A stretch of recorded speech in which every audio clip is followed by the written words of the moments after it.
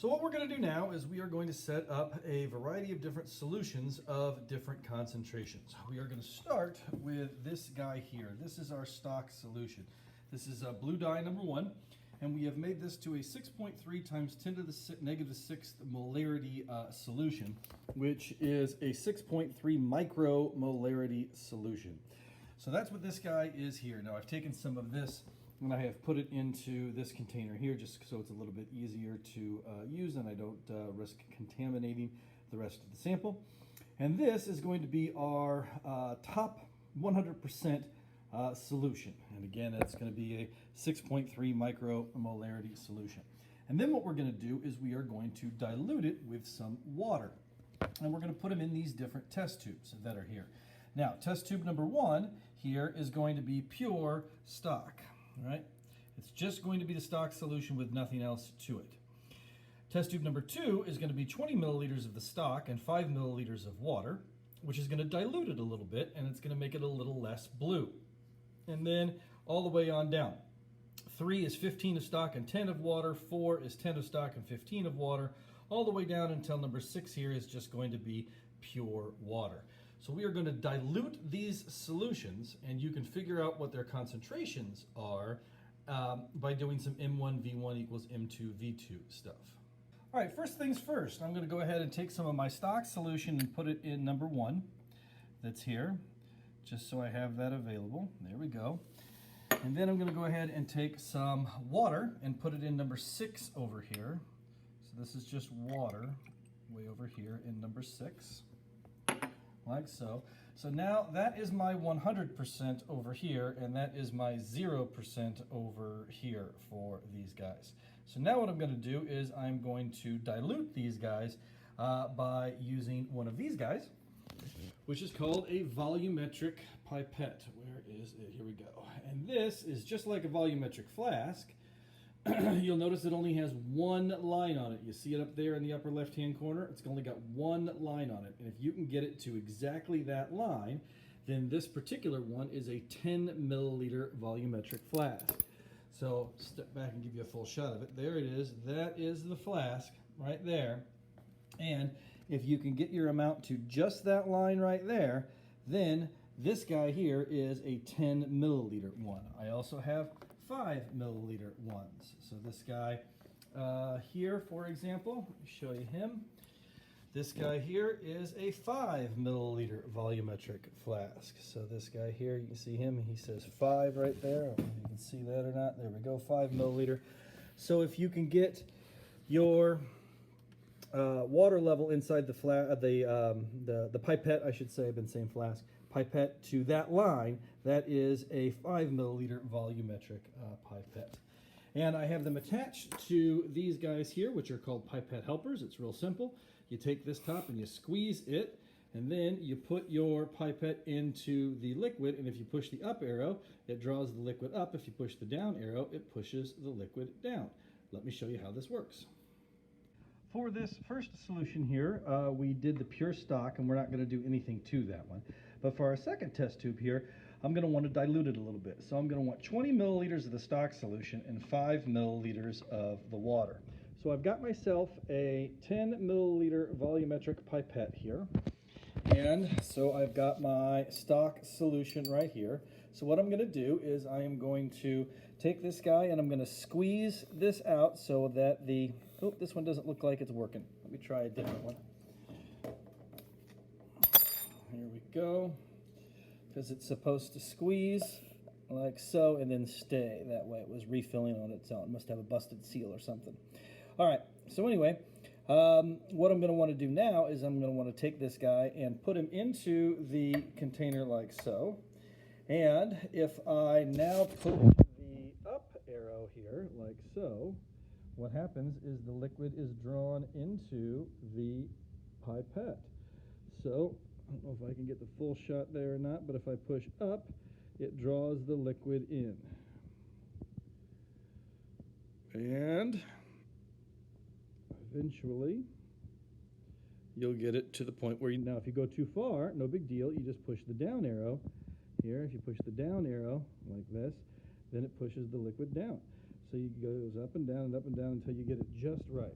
And again, we want to get this so that the liquid is right at that line. So you want to arrange it so that it's just perfect there. Tough to do. Ooh, that's pretty good. That one looks pretty good. So this now has exactly 10 milliliters in it to that line. Now all you do is you come over here to number 2, you put it in and you push the down arrow, and that pushes that all the way in. And now that guy has exactly 10 milliliters of the stock solution in it. Okay, shake that guy around like so.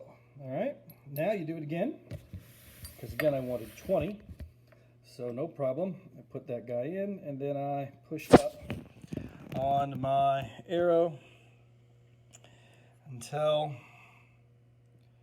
I get exactly at that level again.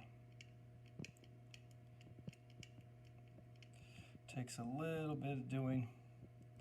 That's pretty good. And now I take that and I put it back over here. So now this guy has 20 milliliters of my stock solution in there, which is what I want.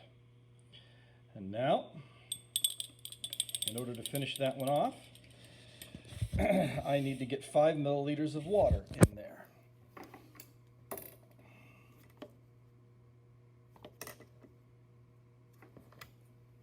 Alright, so now I have got my 5 milliliter volumetric pipette here, and this one's going to go much faster. Let's move this guy out of the way and put the water there like so. And if I put this guy in and push the up arrow, you can see that the water level goes up and up and up and up and up. And if you can get it just right, then you got yourself 5 milliliters of water that's there. So then I come back over here and I put in my 5 milliliters of water.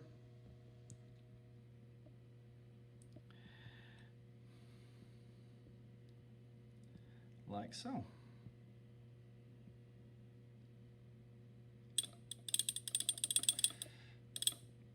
And now all I got to do is mix that whole thing up, and I am in good shape. Now I'm going to repeat for numbers 3, 4, and 5, except for number 3, I'm going to use 15 and 10. Number 4, I'm going to use 10 and 15. And number 5, I'm going to use 5 and 20. All right, so I have completed the dilution process for everything.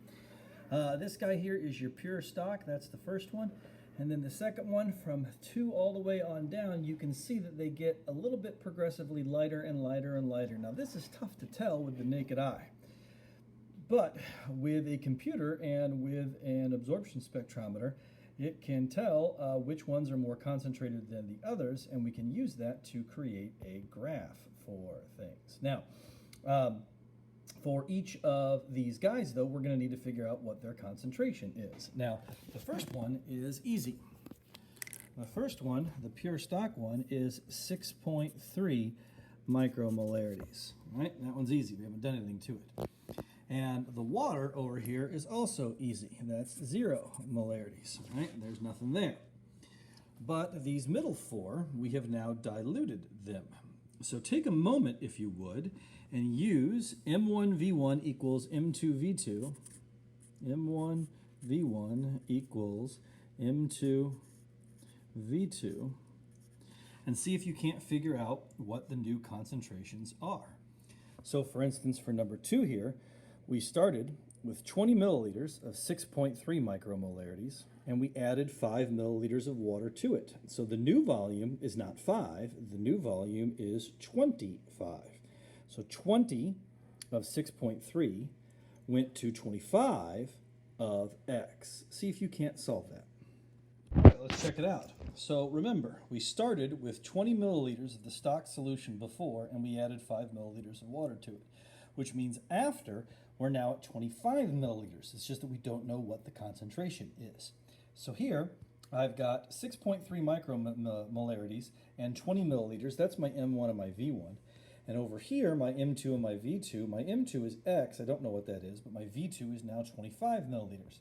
So when I plug those into my equation, I get 6.3 micromolarities times 20 is equal to X times 25. And if I do the math on that, it turns out to be about 5.04 of the micromolarities. So my number 2 here is 5.04 micromolarities for there. It's a little bit less than pure because I added in some water to that. Take a moment and see if you can't figure out what the remaining 3 are going to be, numbers 3, 4, and 5. All right, the remaining of them, number 3, you've got 15 stock and 10 water, which means when you put them together, you're going to get 25 milliliters afterwards. So to start with, you had 15 of the stock, which was the 6.3, and afterwards you had 25. So after you do the math on that, you end up with 3.78 of the micromolarities. Number 4, you started with 10 of the stock and added 15 of water. So again, you're going to have 25 milliliters afterwards. So you started with 10 of the 6.3, that's the stock, and you ended with 25. So when you're all done, you should end up with about 2.52 of the micromolarities. And then finally, number 5 here, you only started with 5 of the stock and added 20 of the water, but again, you got to 25 milliliters afterwards. So you started with 5 of the 6.3 micromolarities of the stock. You ended with 25 still, so you ended up with 1.26 micromolarities. So when it's all said and done here, what you now have is you have 6 different points. Point number 1 is 6.3. Point number 2 is 5.04. Point number 3 is 378. Point number 4 is the 252. Number 5 is the 126. And then number 6 is 0 over here. These represent the decreasing concentrations of your blue food coloring solution as you went from the pure stock solution down to a more and more diluted, less and less concentrated until you got to 0 water over here. So now what we're going to do is we're going to feed these into our colorimeter machine and see what their absorptions are.